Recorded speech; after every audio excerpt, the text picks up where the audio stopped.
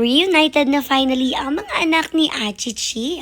Hello Pack members! Welcome back to Husky Pack TV Vlog! Yes na yes for you post pa rin ang taga voice over nyo pero naiintindihan naman kaya talagang pagtiisan nyo na lang. For today's video nga kasi ito ang ganap sa mansyon. Bale, nasa labas na nga ang Pack members natin ngayong umaga para sa kanilang morning exercise. Tapos nga, naisipan ni Mother na kuhanan yung isang puppy ni Achichi dahil nakita namin yung kapatid niya na nasa labas. Pero dahil mga hotdog na sunog ang nasa off-leash area, dito na nga lang idinaan sa may ibabaw ng gate kasi nga baka abutin siya ng mga hotdog na sunog. Kung maalala nyo, yung isang kapatid niya dito nga lang sa likod ng bahay natin, which is dito kina Kuya nakapagpa-adopt. At sakto nilabas sila ni Kuya ngayon para nga pahanginan dito sa labas dahil masalap rin naman talaga ang hangin. Tapos naglalabas si Kuya doon sa may garahe. Kaya naman naisipan ni Mother na papuntahin para mag-reunite na nga ulit sila at tingnan nyo. Grabe ang excitement ng puppy na ito. Nakakatuwa dahil kilalang kilala pa rin talaga niya ang kanyang kapatid. Pero itong pambato natin, Diyos ko, walang kaibo-ibo.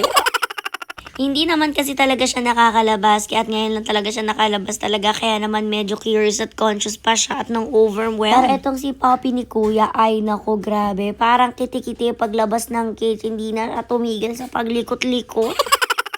Actually, nung time na to, kakwentuhan rin namin si Kuya tungkol nga dito kay Poppy at sabi niya, kapapasok lang rin nga nito sa cage. Ilalabas nga daw kasi siya ni Kuya para makapaglakad-lakad nga at sobrang likot nga daw, hindi niya rin nahuli basta-basta. Tapos syempre, delikado rin dahil paglabas nga niya dito sa gate ay kalsada na nga agad, kaya naman hindi siya pinatatagal ni Kuya na nasa labas ng cage. Nung sa loob naman ng garahe, pinaalpasan ay kinukulit-kulit naman si Kuya pa naman nagmamadali dahil naglalaba nga siya. Kaya naman pinapasok na rin nga siya agad at ngayon tuwan-tuwa siya na nakalabas na ulit siya finally. Pansin nyo rin naman talaga yung sinasabi ni Kuya na sobrang ang likot. Ay Diyos ko, talaga naman sobrang liksi rin ang puppy na ito. Pero alam nyo naman ganyan talaga ang mga doggies kapag galing talaga sa kulungan. Noon na rin nga hindi talaga pinapansin itong pambato natin ang kapatid niya. Alam nyo ba, hindi na rin talaga kilala nito ang mga puppies na kapatid niya kasi nga nung dati dinala ni Mother itong puppy na to doon sa mansyon. Ninakaw nga saglit ni Mother itong puppy ni Kuya para dalhin doon sa atin at hindi na siya kilala ni Achichi at hindi na rin siya kilala nitong kapatid niya na to. O diba nakakaloka agad-agad ay hindi na nga sila magkakakilala. Pero wala naman tayo magagawa, ganun talaga. Kaya naman hayan ngayon dinala natin para naman kahit papano ay magkalaro din sila. Pero etong pambato natin, Diyos ko, hindi yata laro ang dinayo dito kundi ayat pagpupo kasi grabe naman sa gitna talaga ng kalsada nagpupo ang loko.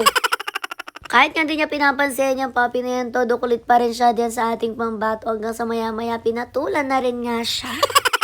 Hindi na rin naman siya pinagtagal ni na Mother dito sa labas kasi nga napakarami ding dumadaang sasakyan at pinasok na rin siya sa loob. Kuha na rin nga si Mother ng dog food nito para bigyan sila ng pagkain at sabi nga ni Kuya pinapakain sa kanila ay dog food na may halong kanin. Dahil nga ayaw daw nilang kainin kapag purong dog food lang kaya inahaluan na rin niya ng kanin. Pero dahil nga po ayan wala pa silang kanin at nagluluto pa lang daw si Kuya, si Mother na yung nagbigay ng dog food sa kanila. Nagtatanong rin nga si Kuya nung time na to kung ano pa daw magandang dog food na bilhin para nga sa mga puppies na to. Pati rin nga pala itong mga pusa ni Kuya, cat food na rin nga daw yung binibigay. At sakto dahil may tira pa rin dog food doon sa lagayan, ay binigay na nga yan ni Mother kay Kuya.